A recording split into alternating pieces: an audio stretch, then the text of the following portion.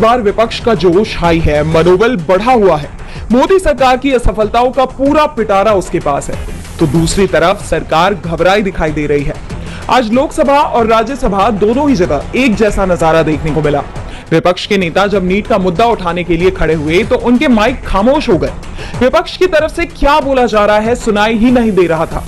राहुल गांधी तो अपनी बात कुछ देर के लिए लोकसभा में रखने में कामयाब हुए। उन्होंने नीट पर चर्चा की मांग की।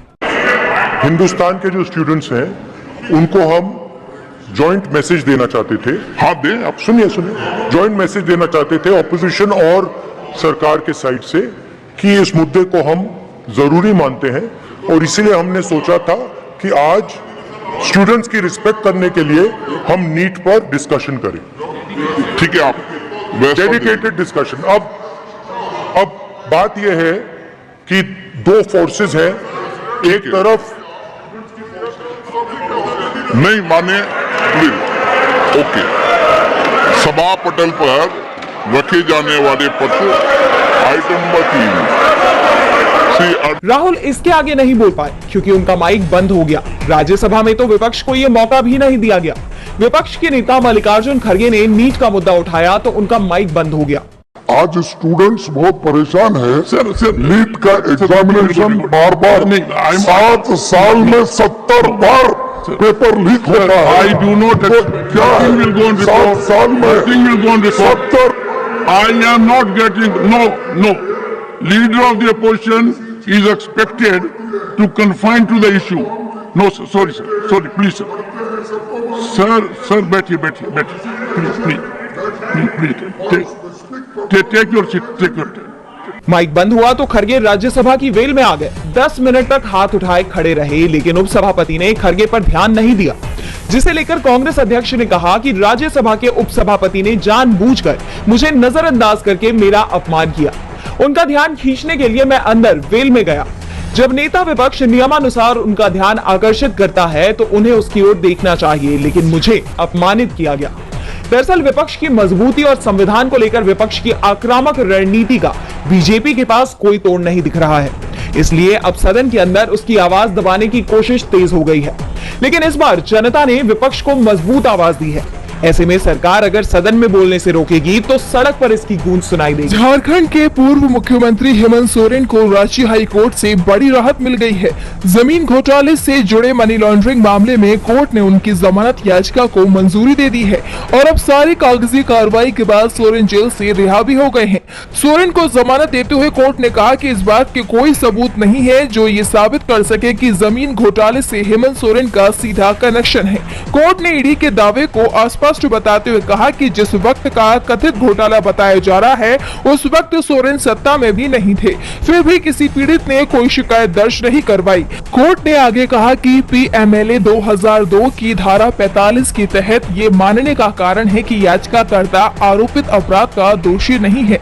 इसके साथ ही हाईकोर्ट ने 50,000 के मुचलके पर सोरेन को जमानत दे दी। हालांकि ईडी ने कोर्ट के फैसले के खिलाफ सुप्रीम कोर्ट में अपील करने के लिए 48 घंटे के वक्त की मांग भी की थी, लेकिन कोर्ट ने ये अपील ठुकरा दी। बता दें कि हेमंत सोरेन को 31 जनवरी को गिरफ्तार किया गया था और अब 5 महीने बाद वो जेल से बाहर आए हैं। उनके जेल से रिहा होने की खबर ने विपक्ष का हौसला और भी ज्यादा बुलंद कर दिया है और अब दिल्ली के सीएम अरविंद केजरीवाल भी जेल से बाहर आने का इंतजार कर रहे हैं, जिनके मामले में 29 जून को दिल्ली की कोर्ट में सुनवाई होगी। कयास लगाए जा रहे हैं कि जल्द ही बीजेपी को एक और बड़ा झटका लग सकता है। सीबीआई की कस्टडी से केजरीवाल रिहा हो सकते हैं और अगर ऐसा हुआ तो सचमुच ही बीजेपी के लिए मुश्किलें बढ़ सकती। सीएम नीतीश अब दिल्ली आ चुके हैं और 29 जून यानी कल राष्ट्रीय कार्यकारिणी की बैठक होगी। कहने को तो ये जेडीयू की बैठक है, लेकिन इस बैठक से पीएम मोदी को अपनी कुर्सी जाने का डर सता रहा है, क्योंकि इस बैठक में नीतीश कुमार कोई बड़ा फैसला ले सकते हैं जिससे मोदी सरकार खतरे में आ सकती है। बता दें कि लोकसभा चुनावों के बाद से नीतीश पीएम मोदी से दूरी बनाए हुए हैं, तो वहीं बीजेपी के विरोधियों के साथ मुलाकात कर रहे हैं। दरअसल नीतीश कुमार की हाल ही में झारखंड के निर्दलीय विधायक सरयू सराय से मुलाकात हुई। सरयू सराय पहले बीजेपी में थे, लेकिन 2019 में उन्होंने बीजेपी छोड़ दी। राय ने झारखंड झारखंड विधानसभा चुनाव में बीजेपी के खिलाफ मोर्चा खोल दिया था। खुद राज्य के सीएम रघुवर दास के खिलाफ चुनाव मैदान में उतरे और उन्हें हरा भी दिया।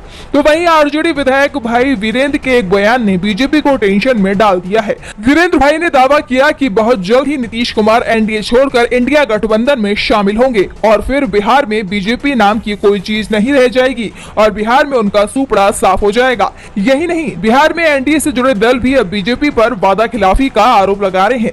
ऐसे में बिहार से बीजेपी को झटका लग सकता है क्योंकि यह विपक्ष भी संसद में मजबूत भूमिका निभा रहा है। ऐसे में कहा जा रहा है कि नीतीश का झुकाव अब इंडिया की तरफ हो रहा है क्योंकि विपक्ष की तरफ से नीतीश को बड़ा पद ऑफर किया जा रहा है, जिसके बाद नीतीश की दिल्ली बैठक के कई सियासी मायने निकाले जा रहे हैं। लोकसभा चुनाव के बाद से ही इंडिया गठबंधन बीजेपी पर भारी पड़ता दिखाई दे रहा है।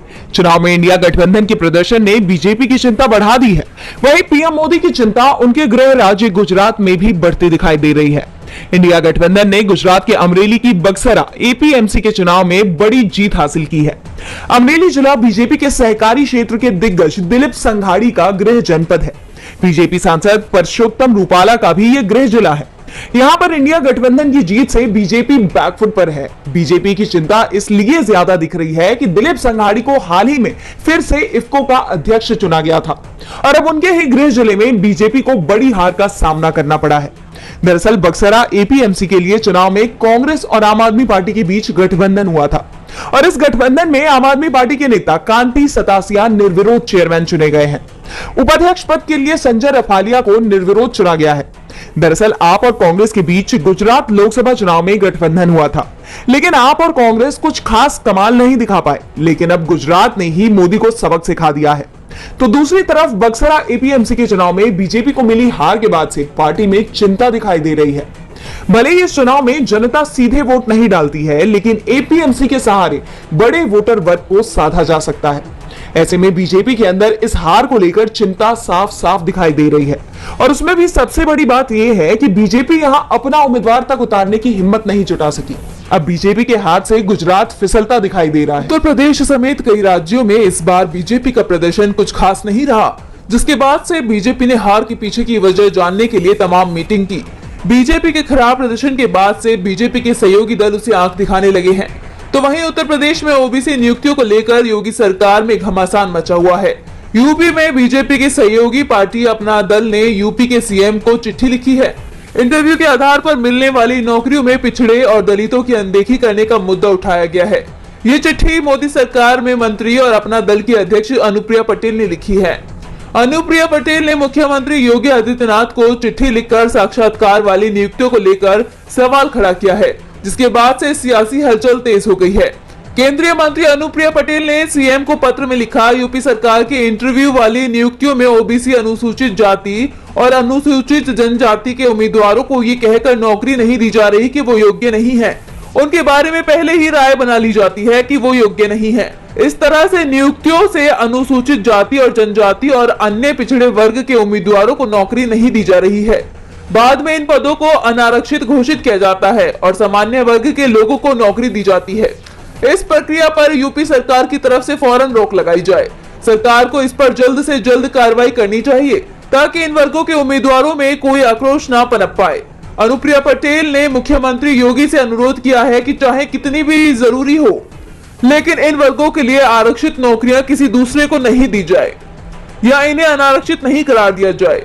बता दें कि हाल ही में लोकसभा चुनावों में विपक्ष ने इस मुद्दे को उठाया था। विपक्ष की तरफ से आउटसोर्सिंग यानी संविदा पर नौकरी देने के मामले में भी आरक्षण की मांग की जा रही है।